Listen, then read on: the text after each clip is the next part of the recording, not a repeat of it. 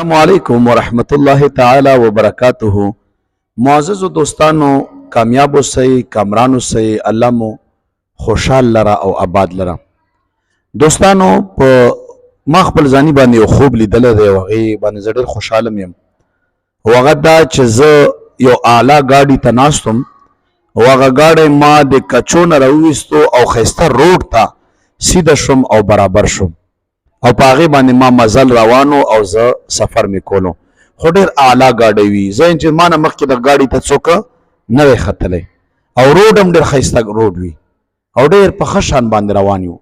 نو داسې خوب بیا چې ما تعبیر وکړو، تعبیر یې ډېر ښایسته راووتو. هغه دا چې ښه روډ دا د ژوند سفر دی، ښه ګاډی دا د تا د ژوند د ښه کېدو نشانی ده او ښه سفر کول دا د تا په دنیا کې د ښه ژوند د تیرېدو نشانی ده.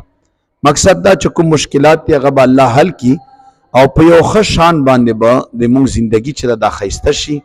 ځکه چې ګاډی چې وي دا سورلي وي او سورلي چې و دا ژوند دی. نو ښه ګاډی او په ښه ګاډي کې سواري کول دا د ژوند د ښه کېدو طرف ته اشاره ده.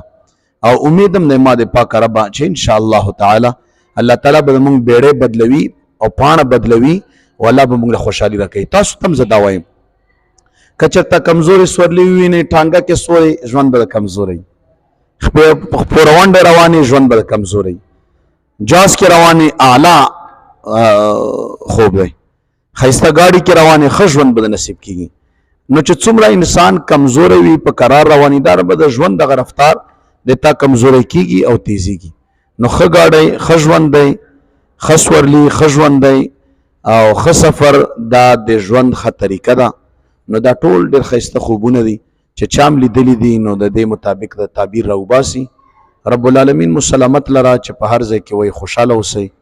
زموږ دا یوټیوب چینل هم در سره سبسکرایب کړئ او مخکې خلکو سره شیر کړئ چې خلکو ته پیدا ورسیږي. جزاکم الله.